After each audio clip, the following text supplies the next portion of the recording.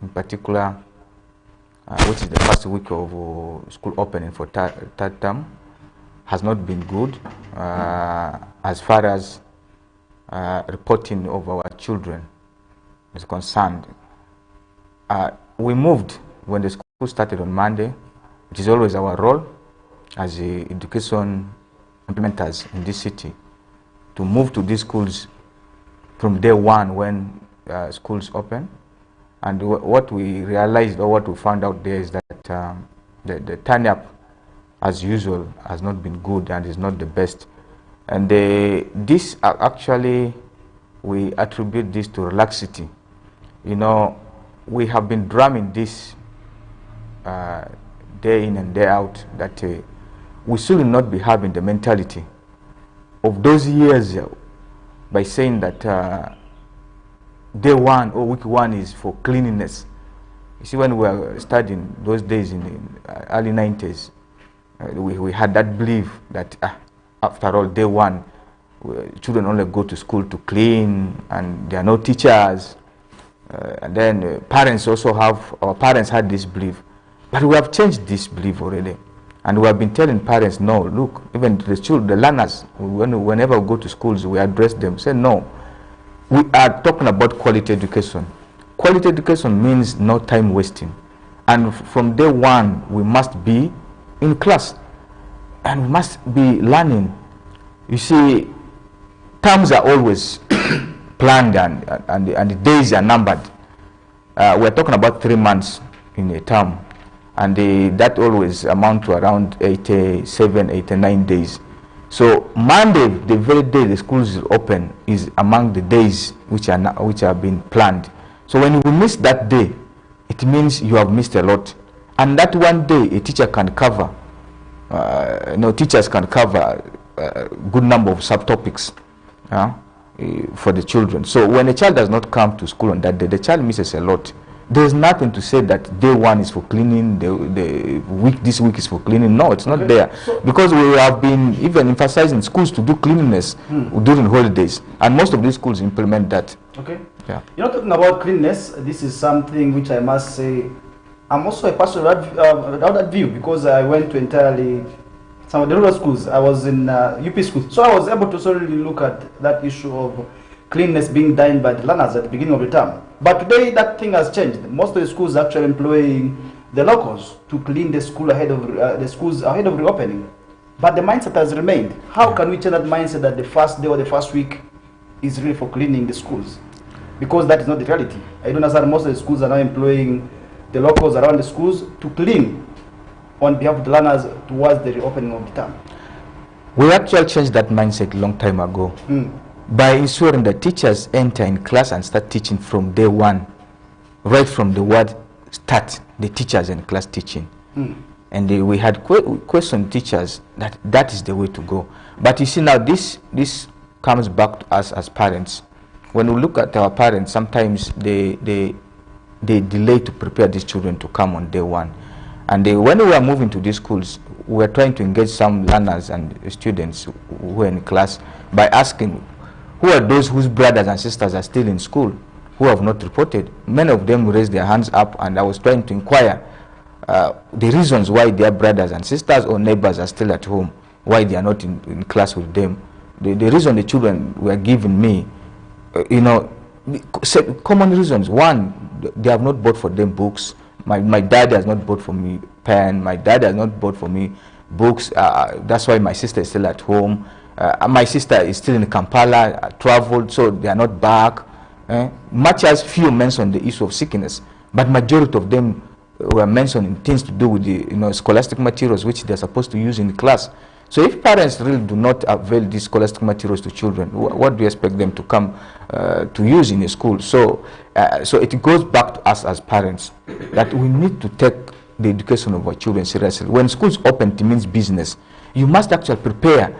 When holidays, first term holidays are always short, they are 3 weeks. Actually, when the child has spent 1 week at home, the second week you should start preparing this child. That is my appeal.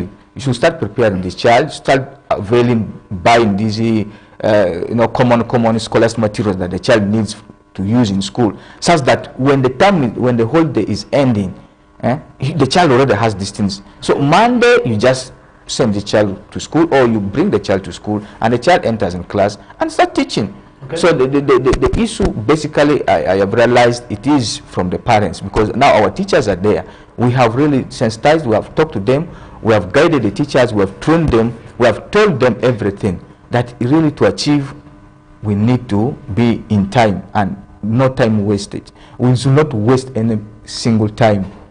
Okay. Yeah. So that's where now we need to engage you again on this question. Who is to blame?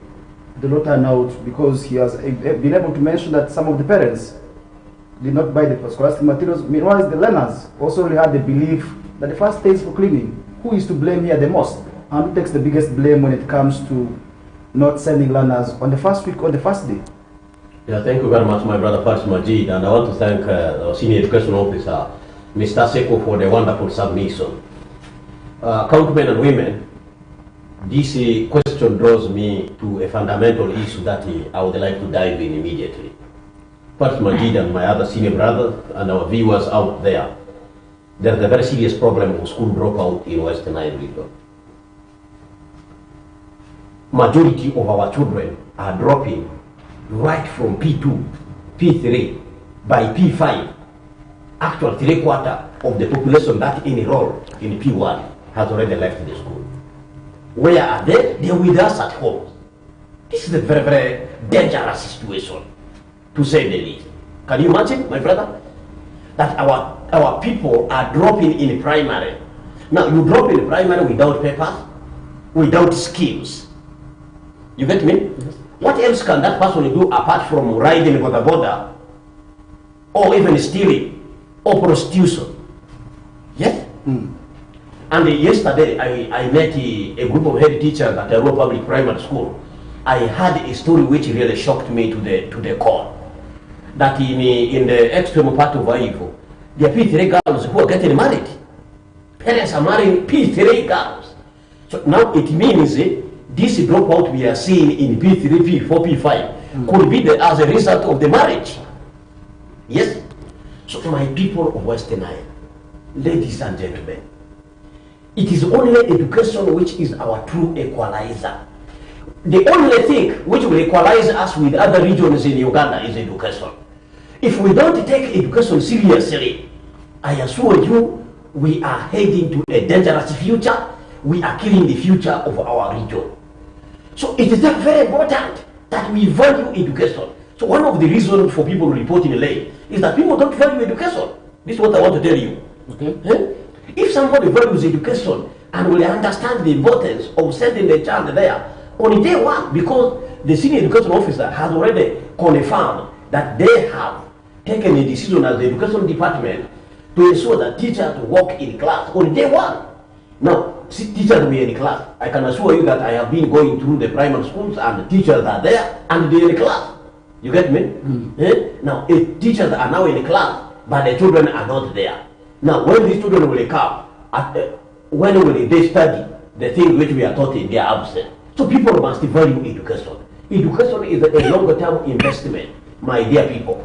My dear children who are out there watching me, to become an RCC like me, you must have a basic education.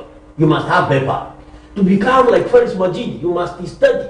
To become like senior education officer, you must study. So education is very important. Otherwise, if we don't empower our people by giving them education, then our region will not transform, will not shift socio-economically. Okay? You see, that's very, very important. You cannot attain socio-economic transformation without the education of the people. Education is very core.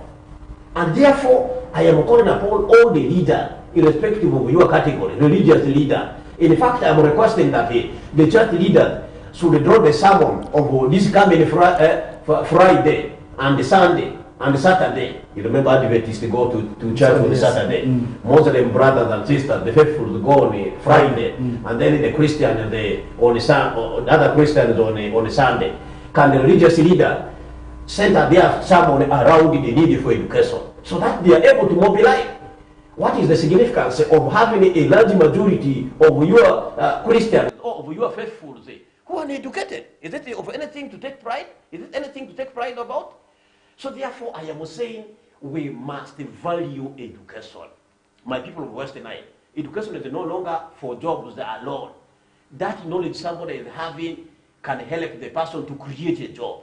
Even to do business today, to go and shop in Dubai, in China. How are you going to talk to those people? They speak Chinese, they speak Arabic. The intermediate language you can have with them is English. So that if you can't speak English, at this point I want to thank Arua Hiri Primary School, Mr. Senior Education Officer. Yesterday I walked in the last class of P7 in Arua Hiri Primary School. And after talking to those girls, one student moved a vote of thanks to me, Mr. Faris Majid. That girl spoke a wonderful English. From UP, this is not from private. A UPG school. Okay. That girl spoke to me. I would have recorded her and shared, but now, given that she's a minor, that would be really breaking the rules. Okay. But I felt the Holy Spirit in me, hearing that girl speak to me and to other people. The girl spoke, the girl used the exceptional vocabulary with correct construction of sentences. I was very much encouraged that day, and it gave me energy even to visit more other schools that very day. Okay. So I was very encouraged. So value in education is very important. Number two, the kind of parents we have. There is a situation I saw in Niva Primary. Mr. Senior Education Officer, I think we need to follow this up. There's a lady who decided to keep the daughter, who is in P6, home for term 1 and term 2. She has just now sent her for term 3. Jesus of Nazareth and Muhammad of Mecca, peace be upon him.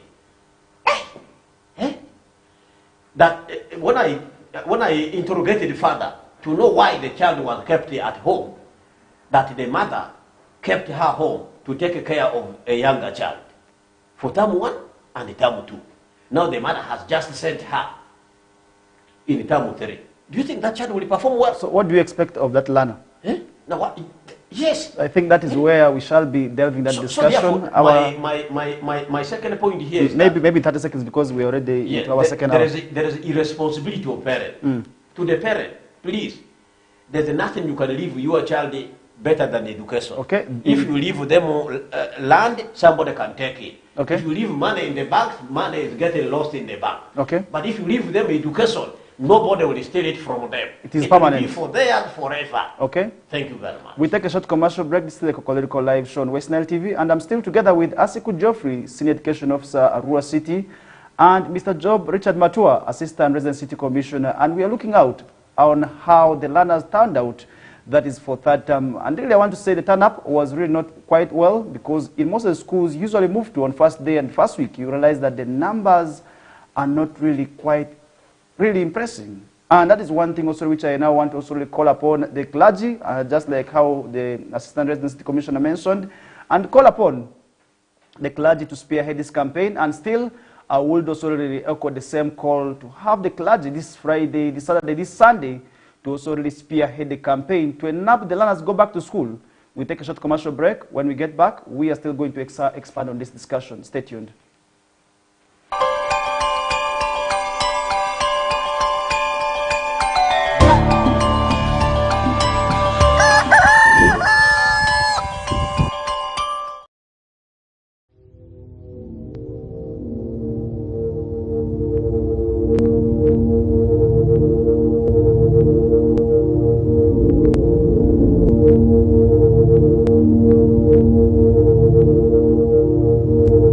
West Nile TV, lighting up the region.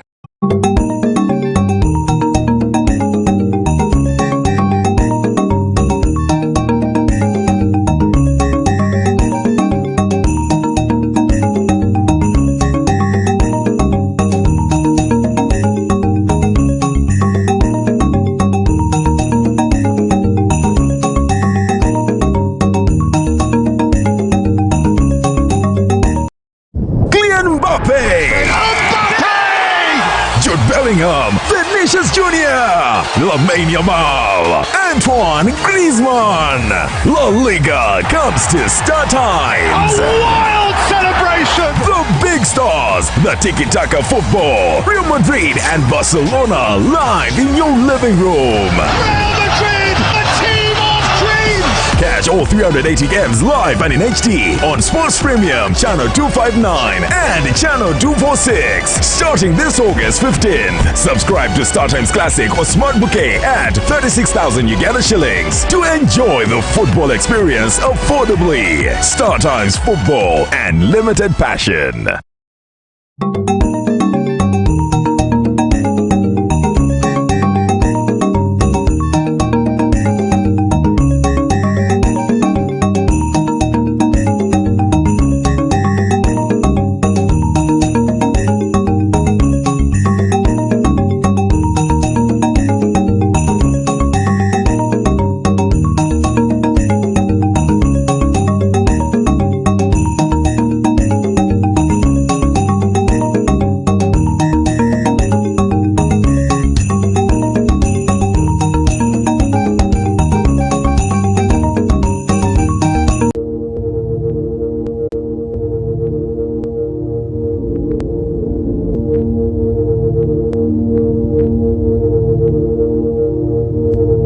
West Nile TV, lighting up the region. Lighting up the region.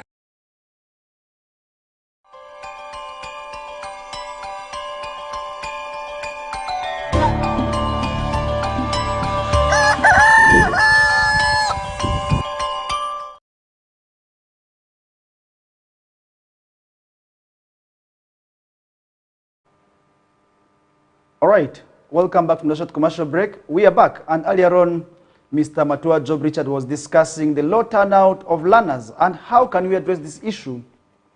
I want us to compare West Nile sub-region to the other regions. When it comes to performances, usually we say you are performing poorly. But do we ask ourselves why? And why is that happening, and how can we change that? Because if you compare West Nile to Central, you realize that in most cases, our learners think the schools of that side are really not doing something. Maybe they're cheating, but is that true? Let's compare now how the turnout on first day to this region is also really maybe compared to other regions. You read in Kampala, I want to give an example to Kampala because entirely, I said my second, at least from there, I will be able to sort of compare there. So let's look at how schools in central Uganda report on the first day. Trust me, in most cases, the turnout is always overwhelming. It means the learners that side understand why the learners, their children have to be in school. The parents understand why their children have to be in schools on that first day.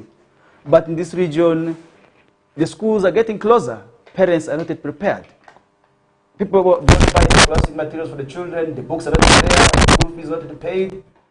It is in the first week when learners report back. That's when you start seeing parents fidgeting to have their learners return back. And that's when we see them also getting back. So that has also an implication, I believe, at the end of the day, when it comes to issues of learners reporting back. And that's where I want to sort of engage Mr. Asiku. How can we ensure these things change? Really, in some few minutes, to have that mindset also really be changed on our parents. Because really, by the first week, we expect the learners actually to be prepared 2 weeks before the school's reopening. But in this region, I think we are getting ready for reporting back to school when it is actually the first day on the calendar when people are supposed to be for actual business. And that's where we need to work towards changing that mindset, because I believe this has an implication to the kind of performance this region is giving out. Does it or not? Yeah, it is true that if learners come late to school or miss some days, it affects their performance greatly. By the way, just like you said, once a learner has missed certain subtopics which have been taught by a teacher, it is always hard for them to catch up with their colleagues. So that's why we're saying to parents outside there, please, from day one, let's send our child to school. Let's send our children to school. The teachers are now there. The mentality of saying day one is just for cleaning school is not there. We have already removed that completely in our schools. We have ensured that teachers report to school 1 week earlier. Those ones who had gone for maybe other issues. But ideally, teachers are even supposed to be in school. If they're not going for upgrading, if there are no serious issues which are taking them outside, they're supposed to be in school, use the holidays for planning and scheming. And that's what has been happening, except for those who have gone for further studies and maybe who have other issues, who went maybe to their homes in villages. But teachers are there. So when teachers have prepared themselves over the holidays, and then day one they know they're supposed to start teaching, and they come in class, they don't find learners. It's kind of demotivating factor on the side of teachers. So we now, as leaders, we really need to do something beyond this to ensure that our parents who are our own brothers and sisters should also start behaving by ensuring that our own children are sent to school prepared enough, early enough to come to school from day one, because it will affect their performance. I'm telling you this, it really affects their performance. A child who has missed to be taught in class, it is always hard for them to come back. Okay. Because now, you see, they'll be grumbling. Let's give a scenario where what you missed in the first day of that term, maybe reopening, comes in name. Where does this put a learner at? And see, some of these children don't, like especially those ones who are in primary, cannot really have that mentality of saying, okay, I missed this, let me try to get the notes from my friend and copy. They don't have that.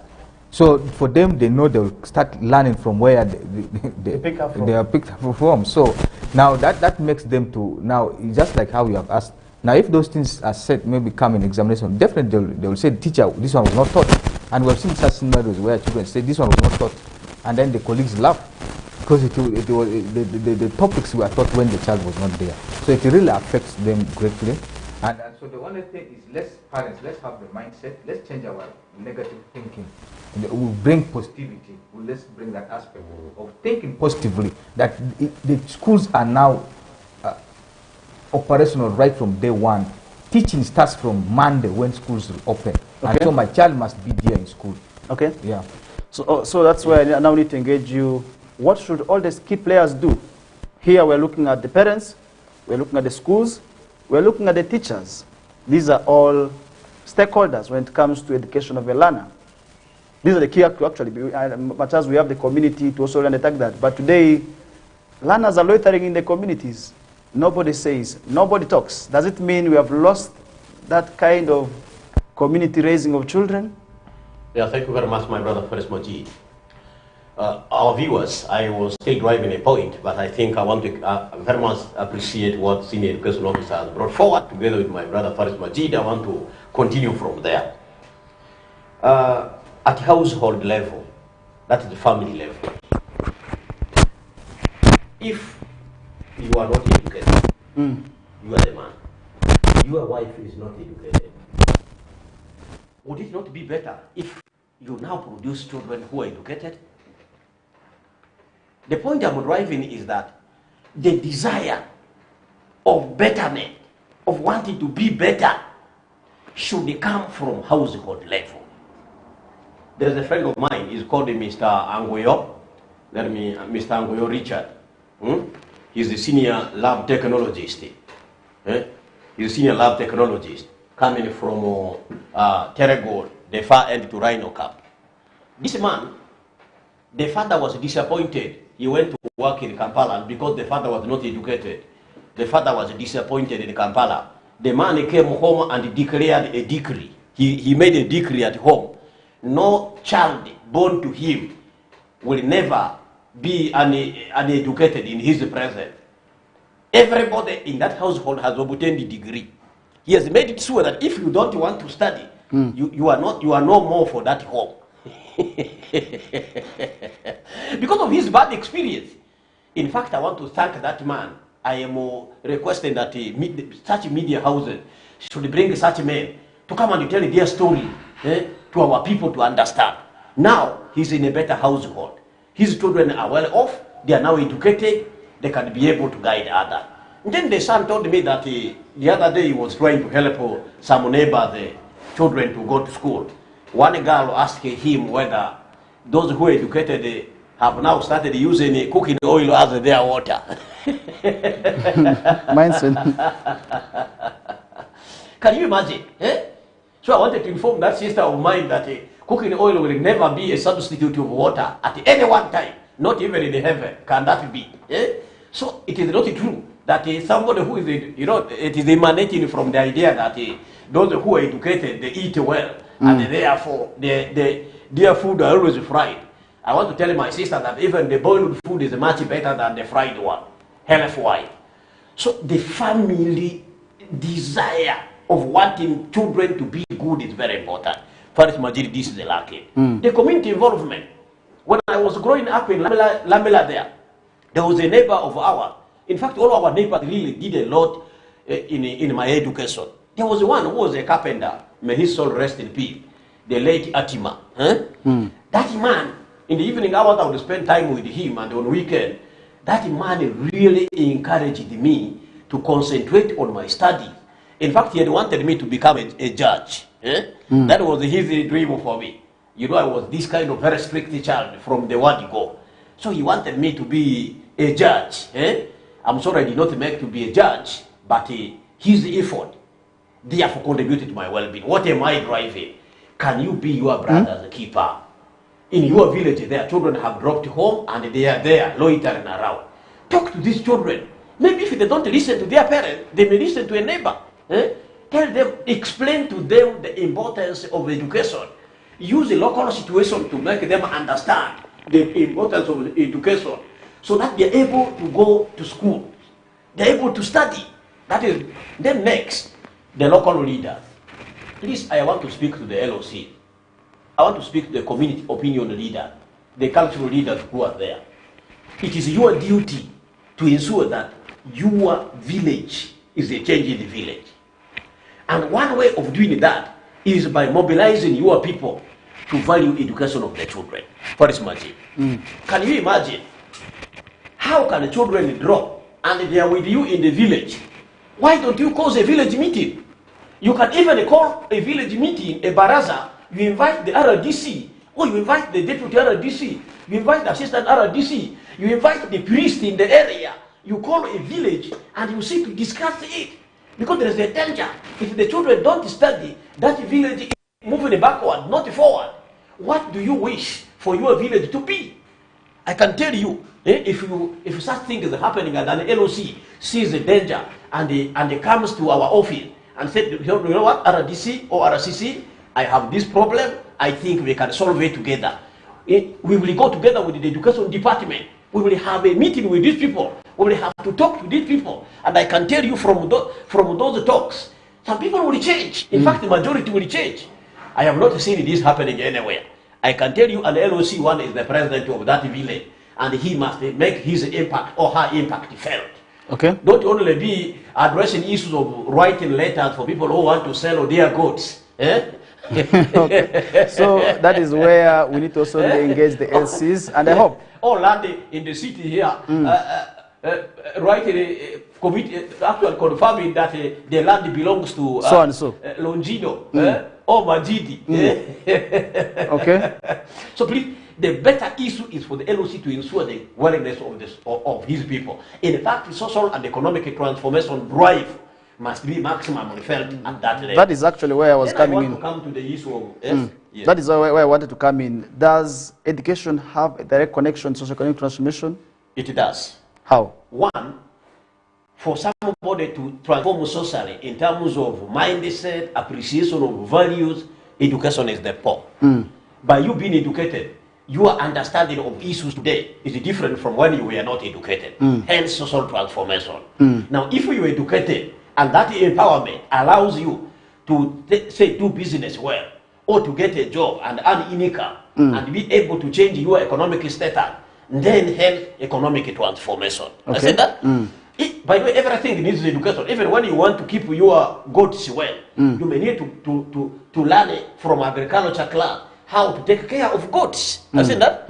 So education, therefore, is the key in socio-economic transformation. Okay. In fact, the Bushe sub-region in western Uganda, that Bushe, the greater Bushe, has changed so much, and the biggest tool they used was the education.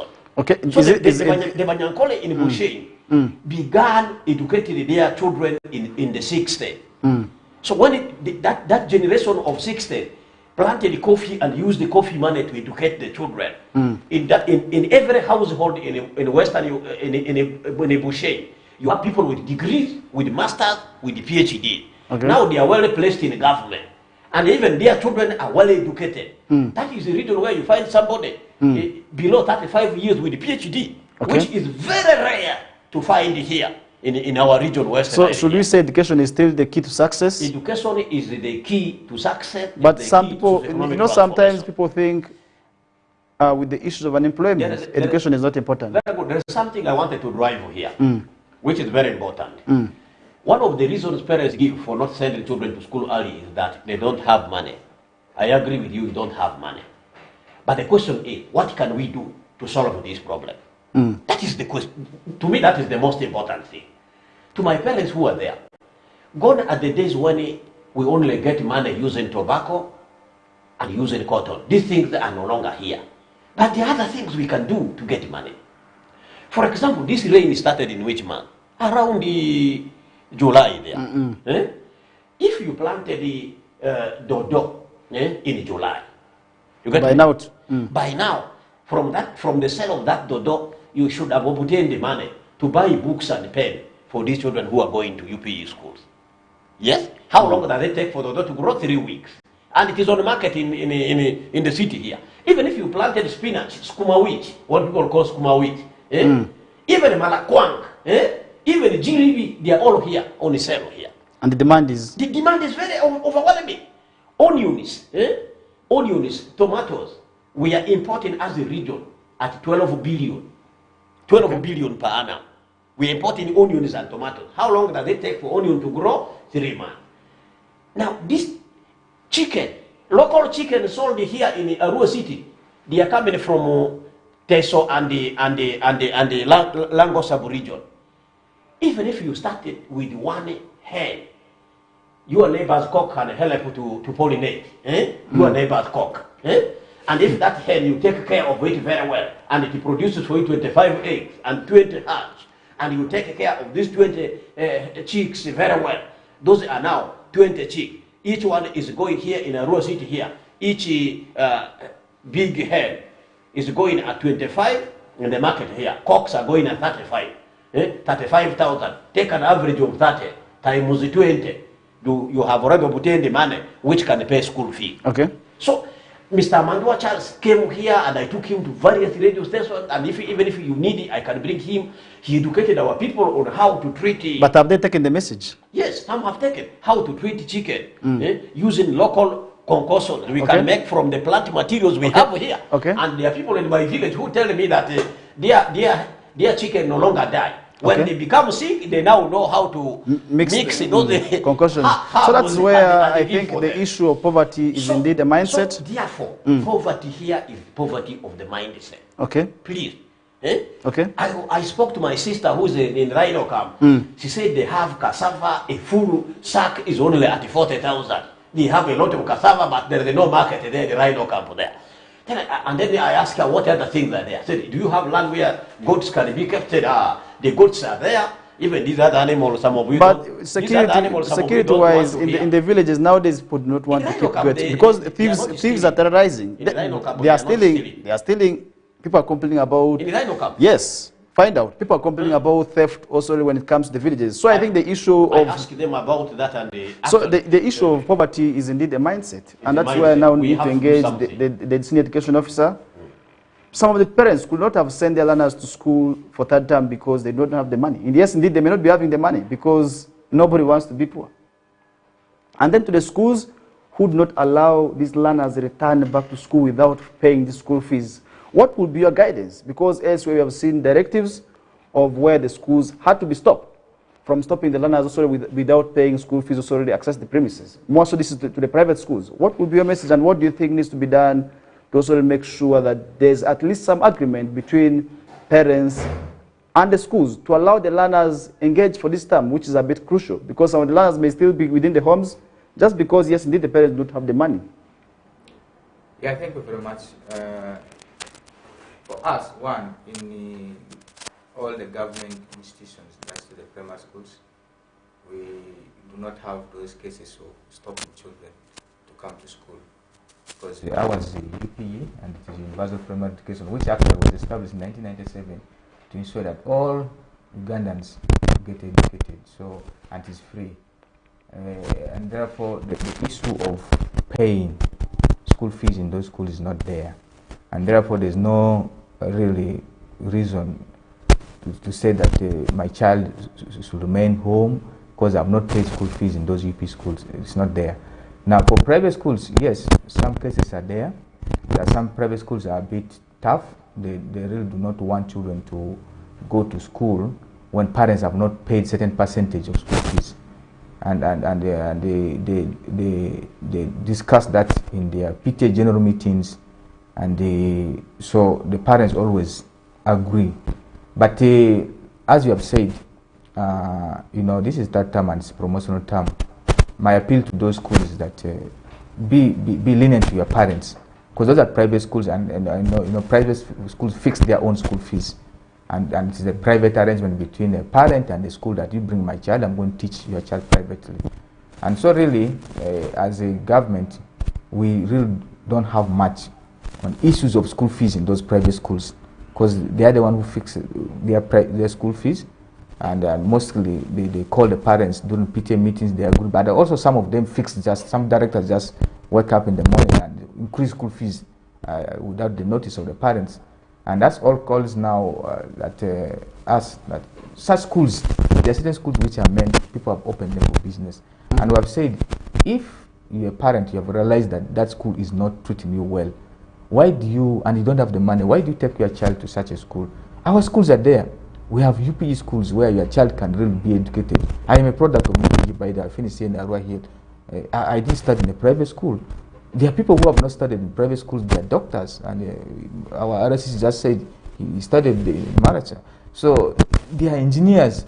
So they believe that my child can only pass in private school, real people should leave it out. If you don't have the resources to match or to match with the demand of that school, that private school, please do not send your children there, to avoid these inconveniences caused to the children of being sent home for school fees, not reporting early. So let's just go to our nearby school, our nearby UP school. We work together. The issue of passing is not only on teachers alone. We have ever been emphasizing this, that passing is a collective responsibility of all stakeholders. The parents, the learners, us, and everybody, even the opinion leaders, the church, the priest, and everybody contributes to the passing of a child. And therefore, as a parent, if you take your child to UPE school, and if you are seriously involved and engaged with the school, and you have contact with the teachers who are teaching your child, believe me or not, your child will pass. And that's why children are passing in these private schools. Once the parents take their children to a private school, they follow the child critically. They follow the child critically, and they follow up to the school. They ensure that their children are taught, their child is taught. If the child misses maybe to come with the homework, you see they are already calling the school. Teacher, why didn't you give homework to my child? So because of that constant follow-up, you realize that teachers in private schools are put on told. They know the parents are demanding their teaching. But in our UP schools, a parent can even send a child to school and does not even know who's the teacher teaching my child, and cannot even come to school. So these are the cases which really sometimes now from a teacher may be there busy concentrating teaching a child whose parents are not known, and therefore these things, a teacher may identify weakness of a child, will want to share with the parent is not showing up in school. These are things which affects performances in these UP schools. But my only humble prayer is that, and appeal to the parents is that those schools which put tough conditions on us, especially the private schools, that we know we can't afford, we have our schools where your child will study free, and from day one you have no stress of money, looking for money. The only stress you have is to get maybe 30,000 or 20,000 of buying books and pens, that's all. That's where now we need to engage Mr. Matua. Still on the same question. Some of the schools, maybe they are stopping the learners from reporting on this first day of learning. just because the parents have not maybe fulfilled certain requirements. It could be school fees or another requirement. What would be your guidance as a leader in a city? Yeah, thank you very much. First of all, I want to agree with what the senior education officer has said. I studied in Lamla Chiru Primary School. We are the pioneers of UPE. Now, if UPE is bad, why is the product of UPE, Matua, good? So, you see, there is an English proverbial statement that cut your code according to your size. I said that? Now, my reinforcement to the statement senior education officer made is that people should take children to schools they can afford. If yes, you don't now, you have seen your status, you don't have money. Why move the child to private school? Your child will pass here in even the public schools here. We have people who have completed here in Arua Hill Primary School, in Arua Public Primary School, in these schools in Arua City here, who are now big people. But that may be in your generation. We have people who have completed in Jufe Boys Primary School here, who are now doctors. I always see them who celebrate online here. So, therefore, this stereotype, this bias, this wrong prejudice, wrong judgment, conclusion that the UPE schools are bad is very wrong and we must reject it. My own aunt, Madame Grace, is in Maganjo there. All her children studied in Maganjo Primary School there. They have all studied in the government primary school. Last year, their daughter got a aggregate 9 in the UPE school. If you have been in the Maganjo area, there is a Garo Primary School, which is where people are paying 1 million. My auntie's daughter got a first grade in the opposite school, which is UPE school, and their daughter who were paying 1 million plus in the private school, and their children did not get a first grade. Yeah, exactly. In the same place. Yeah. So it's mindset. So mindset is very important. And to say it, if a child wants to study, that interest is there. That child is will pass in any situation, whether in a private or in a UPE schools. So I just encourage people, take children to UPE schools. And even when they are there, try to do some small things to see some little money, which money you can use to buy uniform, which money you can use to buy books and pen to support the children in school. Okay. And also, this is now a city. This is now a city. If you cannot, the idea of packing food, I know it is very alien to our people here. So you can be able to give the child 1,000 that the child can use to buy some Friday, maybe cassava during the break time. Because the child cannot stand throughout the day when he's hungry. And in some schools, parents have organization where they organize the porridge for the children, even some organized meals for the children. That is the parents' arrangement under PTA. But the government pays the teachers, government puts the infrastructure, government makes sure the scholastic materials are there, and therefore send the children to study. And I repeat, education is the only equalizer we have with other regions. Okay. If we don't educate our children, it will be very bad. Okay. If there was a time I wanted to say something about teachers' welfare. You can go on. You can take on. Ladies and gentlemen, I have noticed that our primary teacher, even the secondary teacher, welfare is becoming an issue. Teachers are struggling because their salary has been swallowed by the high cost of living. Many teachers are facing challenges, even raising school fees for their own children. I agree with them. I feel your pain. Now, how do we overcome this challenge? There will be no single government, even if it is a new government, that will come and say, now let us pay primary teachers 10 million. It will not happen. Out of the blue, it will not happen. Now, my request to the colleague teacher, I'm calling colleague teachers because I've been in class, I have been a teacher. And I retired but not tired. In fact, after here, I am going to teach senior 6 student biology in Mvara. After walking out of the studio, we can meet in Mvara SS there when I am going to really preside over a master of biology in the senior 6 class. Now, so my colleague teacher, we are now at the best opportunity to ensure that we do some other side things to earn income. In fact, what if all the teachers in this region, primary and secondary, mobilize themselves to grow onions and tomatoes and retain the 12 billion the region is giving out in importing these two things? And there is a teacher called Lamanda in a Zombo Primary School who is doing it excellently. And I can tell you, he has even built for himself a bungalow. He has built a house in Zombo here. Zombo is in Western Nile, after Logiri, I think. After Logiri. What is he doing? After lessons, what this teacher does, this teacher goes to tender for his onion garden. He grows those onions, he grows the other vegetables which are on the market. And he's even inducting the children. Now the children he has trained are even doing these things in their villages. They are getting money out of it. My call to the teacher, even if it means keeping goats, you can keep goats alongside your work. Now, the question that the teacher will ask me, where do I get the capital? This question, I want us to defeat it. My brother Faris Majid. I say, start with one hen. Start with what? One hen. This hen, if it lays for 25 eggs and 20 hatch, and you take care of those chicks very well, from those 20 chicks, you are likely to get 2 goats. Here, 7 hens or 7 birds equals to 1 goat. And you are left with 6 hens. Plus the mother hen, they become 7. If each of those give you 20 chicks each, that's 140. Now, if you take care of them very well, you have 20 goats. Now, plus the other 2 goats, you have 22 goats.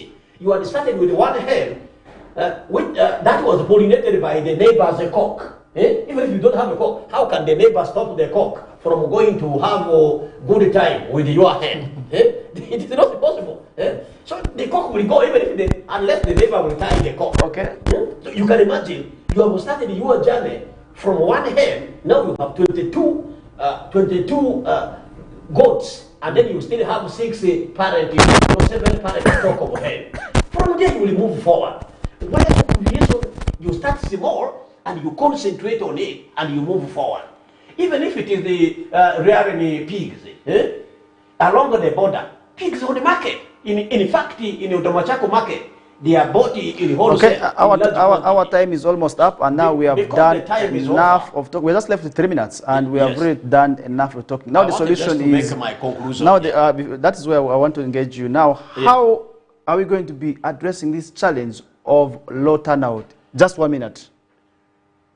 We already go in for community barazas as the office of RCC. We want to address the parents on that. But the solution is mobilization of parents by all the leaders and everybody, including the media. But on the issue of teacher welfare, I want to really have time through the education office to bring Amandua Charles to really train the teachers on what they can do alongside teaching to see their income improve. Otherwise, remaining with the only salary, you can commit suicide, which we don't want to see. Okay. Thank you very much. All right, thank you so much. Maybe your final say in just 30 seconds. My final statement is to thank Western Nile TV for inviting us for this conversation. I encourage other media houses out there to prioritize conversation on issues of education.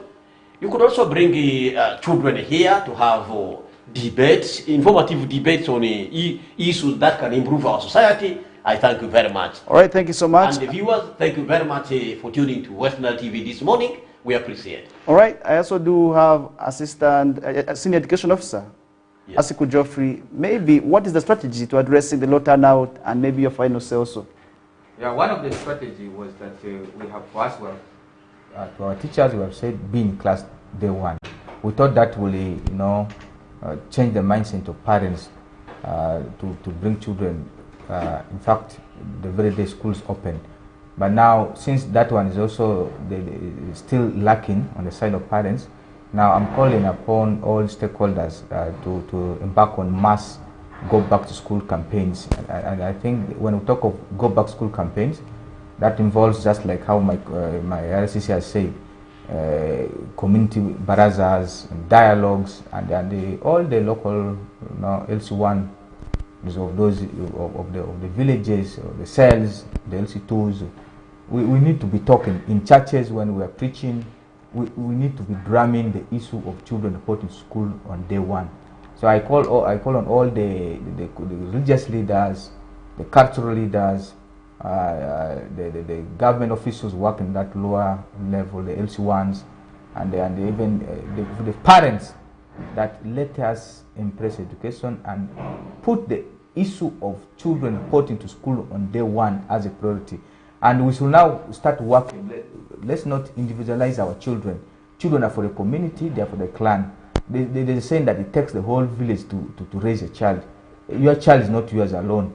Be, just like RC said, be the keeper of your neighbor's child. Those days when you don't go to school, your neighbor or any person who gets on the road will get a small stick and tease you with, and you run to school. So let's all be vigilant, and let's all be conscious of ourselves, and now knowing that children are for the community. Any child who is still at home, please, let's encourage them, even if they are not your children. Let's encourage them to go to school. Those ones who are still loitering, let's ask them, why are you still at home? Why are you not in school? Okay. So that will motivate the children to go to school. So it's our collective responsibility to do this, but the whole thing is, it must be a go back to school campaign to ensure that children go to school, stay in school, and complete school. Lastly, I want to appreciate our viewers and the West Nile TV for inviting us, and let's do the work together. Let's do the talking together. This, I think, will eventually change the mindset of our parents. Thank you. All right, thank you so much. And to you, the parent who is watching us right now, with your children already watching us, we are saying next week at least, let's work hard to ensure that they go back to school, because the term has already begun. This is a crucial term where we should not keep our learners with us for long, because what they may miss right now is actually what you never know may come for them in the examinations. And once they miss out, trust me, this is actually going to demoralize them, because they do not actually understand when this thing was taught. We take a short commercial break, and when we get back, we are going to be summarizing the entire discussion with what's happening internationally and also with what is happening in the world of sports. For now, we take a short commercial break, and we thank you so much for watching West Nile TV, as we hope you still stay locked to us.